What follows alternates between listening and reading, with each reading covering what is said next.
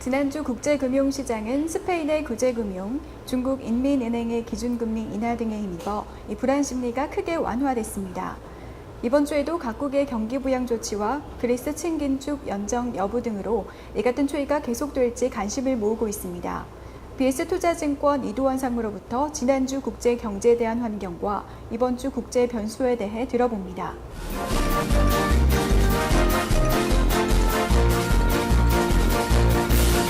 예, 안녕하십니까. BS투자증권의 이도원입니다.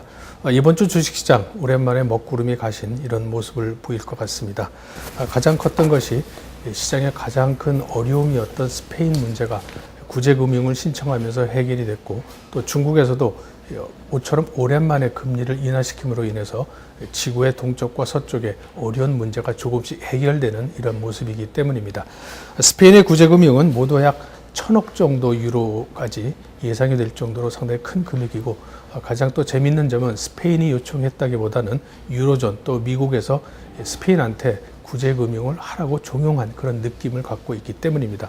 이 말은 다시 뒤집어 볼 때 스페인의 이런 문제는 사실상 지구촌 전체 문제였었기 때문에 지구촌 전체 문제로 확대되기 이전 유럽 국가와 미국에서 스페인한테 구제금융을 신청하라고 종용한 그런 느낌을 지울 수가 없습니다. 그만큼 스페인의 문제는 유럽 시장 또 나아가서 전체 지구촌 경제에 큰 걸림돌이었습니다만은 이것이 해결되는 것이 주식시장의 가장 큰 호재가 아닐까 이런 생각을 갖습니다. 사실 그 이전에 있었던 유럽 중앙은행의 통화정책회의에서도 금리는 비록 1%로 동결시키고 더 이상의 어떤 조치는 없었습니다만은 회의가 끝난 뒤 드라기 총재는 경기 하방 리스크, 그러니까 경기가 더 나빠질 가능성이 많은 리스크 때문에 그런 것이 실제로 발생이 된다면은 어떠한 조치든지 취할 수 있다라는 이런 언급을 함으로써 이미 발판은 마련이 된 것이 아닌가 이런 생각을 갖습니다.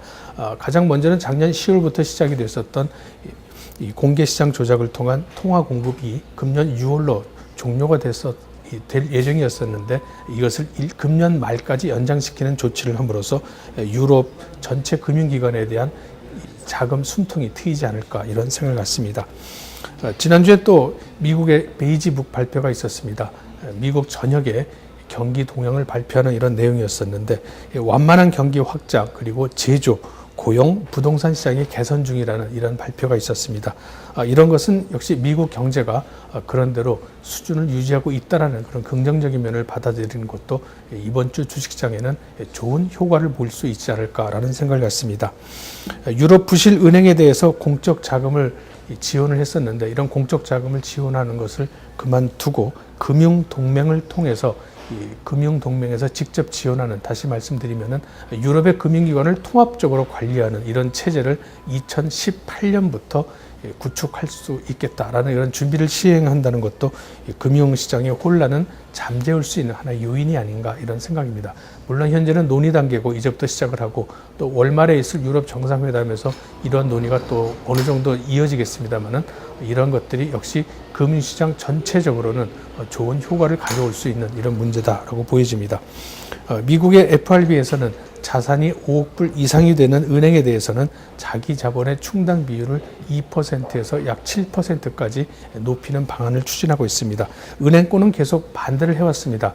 이것이 실현이 된다면은 금년 9월에 확정이 될 것 같고 또한 실시가 되면 2019년까지 미국의 은행들은 자기 자본 충당 비율을 지금의 2%에서 7%까지 높여야 됩니다. 그래서 은행의 자금 여력이 그만큼 줄어드는 이런 효과를 갖고 오는데 곧 있을 미국의 FOMC 회의에서 자금 시장을 얼만큼 숨통을 틔워줄 수 있느냐라는 조치를 우리가 기대해 보는 것도 하나의 주목되는 요인이기도 합니다. 이번 주 가장 큰 것은 역시 돌아오는 일요일날 있을 그리스의 총선 결과입니다. 현재는 제1당과 제2당이 엎치락 뒤치락 하면서 과연 좌파 연합인 시리자가 정권을 잡을지 아니면 그 이전의 여당이 다시금 정권을 유지할지 관심이 되는 상황인데 여론조사는 할 때마다 계속 바뀌는 상황으로 봐서는 상당히 예측을 불허할 수 있는 문제가 될 것 같습니다. 만약에 스페인에서 좌파 정부인 시리자가 제1당이 되면서 정권을 잡게 된다면은 그리스의 문제는 상당히 큰 문제로 좀 혼란을 야기시킬 수도 있는 그런 문제도 될 수는 있을 것 같습니다. 다행한 점은 그리스는 절대 유로존에서 탈퇴하지 않겠다라고 계속 언명을 하는 것을 좌파 연합 쪽에서도 공약을 내세우고 있기 때문에 이 그리스 유로존에서 탈피하는 이런 모습까지 최악의 경우까지는 발생될 것 같지는 않습니다. 하지만 현재의 조건을 스페인 같은 경우 이번에 구제금융을 받으면서 전혀 제한 조치가 없었던 점을 들고 일어나면서 그리스도 같은 조건을 요구한다면은 다시금 협상에 돌아가면서 상당히 큰 혼란도 우리가 어느 정도는 예상해 볼 수 있을 것 같습니다.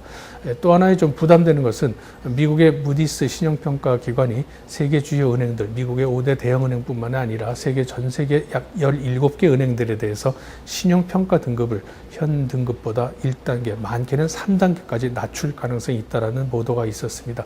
이것은 상당히 미국 시장에 혼란을 가져올 수밖에 없고 또 지방정부 같은 경우 은행에서 대출을 받아서 지방재정을 꾸려나가고 있었는데 은행이 만약에 신용평가 등급이 낮아진다면 그만큼 대출 자원이 줄어들므로 인해서 미국의 지방정부 재정이 더욱더 악화되는 미국 전역에서 긴축이 일어날 수밖에 없는 이런 문제도 미국 경제가 살아나고 있는 곳에 찬물을 끼얹지 않을까라는 우려감은 있습니다. 하지만 이런 우려감에도 불구하고 현재 시장은 큰 고비를 넘김으로 인해서 점점 조금씩 나아지는 또 어쩌면 바닥을 탈피하고 있었을 이미 탈피를 했을 가능성도 있지 않나라는 생각을 갖습니다. 먼저 3주 연속 우리나라 주식시장은 주봉으로 봤을 때는 빨간색, 다시 말씀드리면 적산병이 나옴으로 인해서 기술적 분석상 어느 정도 효과가 나는 이런 상황에 처해 있고 또한 중앙은행들이 전 세계적으로 정책 공조를 펴므로 인해서 중국의 금리 인하 이후에 유럽과 미국 중앙은행에서도 어떤 조치를 우리가 충분히 예상해 볼 수 있기 때문입니다. 이런 것은 역시 금융시장, 나아가서는 주식시장에도 상당히 큰 호재로 받아들일 가능성이 많기 때문입니다. 미국 경제는 베이징북에서 발표가 있었습니다만은 완만한 이 경제 성장을 보임으로 인해서 미국 경제 신뢰감을 아직도 잃지 않았다는 점도 주식시장에는 큰 호재가 되지 않을까라는 생각을 갖습니다. 우리나라 환율이 약 1,200원을 넘지 못하고 그 근처에서 더 이상 올라가지 못하는 모습을 보인다면 다시금 환율이 꺾일 가능성이 있을 때 외국의 투자 자금이 국내 주식시장으로 유입될 가능성도 많다는 점도 우리가 고려해 볼 사항이 아닌가 이런 생각을 갖습니다. 기업 실적에 비해서 그동안 많이 평가를 받지 못했던 IT나 또 부품주들 그리고 자동차나 자동차 부품주들이 역시 우리의 관심권 안에서 가장 먼저 우위에 둬야 되지 않나 이런 생각을 갖습니다. 이번 주 주식시장 조금씩 바닥에서 탈피하면서 좀 나아지는 모습 기대한다는 이런 소식을 전합니다.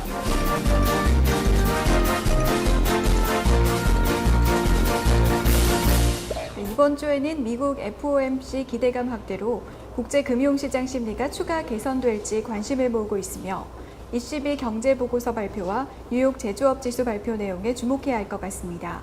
또한 17일에 있을 그리스 재선거로 인한 총선 결과도 중요한 이슈가 될 것으로 보입니다.